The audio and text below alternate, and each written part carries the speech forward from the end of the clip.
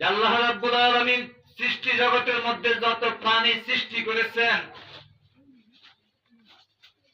কোন বলার সাথে সাথে সবকিছু হয়ে গেছে এবং কোন বললেই সবকিছু হয়ে যায় এবং হয়ে যাবে। যে কোনটাকে কোন আকৃতিতে কোন ভাবে করবেন সেটা তিনার ইচ্ছার উপরেই নির্ভর করে।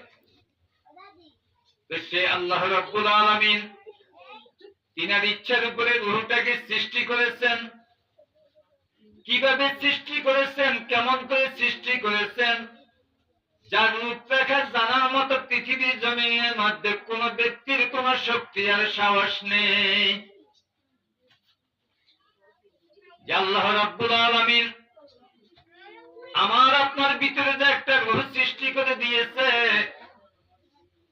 এরকম ভাবে গরুর ভিতরে একটা রূহ সৃষ্টি করে দিয়েছে, ছাগলের ভিতরে একটা রূহ সৃষ্টি করে দিয়েছে। পৃথিবীর জমিনের মধ্যে যত প্রাণী জগৎ আছে সবার ভিতরে একটা রূহ সৃষ্টি করে দিয়েছে। আমার ভিতরে রূহটা যতটুকু, একটা হাতের ভিতরে রূহটা ততটুকু, একটা পিপিলিকার ভিতরে রূহটা ততটুকু। যেসব প্রাণীগুলির অনুবীক্ষণ যন্ত্র ছাড়া চোখের মাধ্যমে দেখা যায় না, ওই প্রাণীটার ভিতরে রূহটুকু ততটুকু।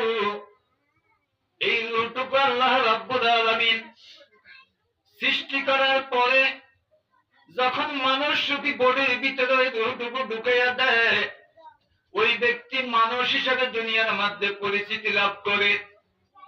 যখন গরুরূপী বডির ভিতরে রূহখানাকে ঢুকাইয়া দেয়, তখন ওটা গরুতে পরিণত হয়ে যায়।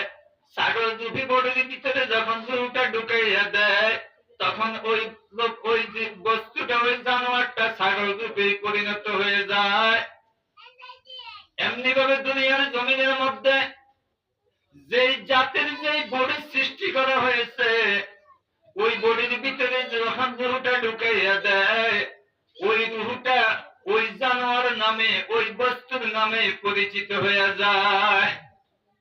আল্লাহ রাব্বুল আলামিন যদি ইচ্ছা করতেন আমার রূহটাকে মানুষরূপী বডির ভিতরে না ঢুকাইয়া যদি একটা গরুরূপী বডির ভিতরে ঢুকাইয়া দিত, আমি কিন্তু মানুষ না হইয়া একটা গরু হইয়া দুনিয়ার জমিনের মধ্যে থাকতাম।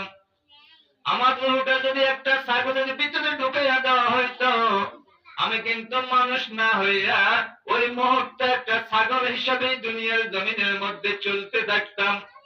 এমনি ভাবে আল্লাহ রাব্বুল আলামিন দয়া করে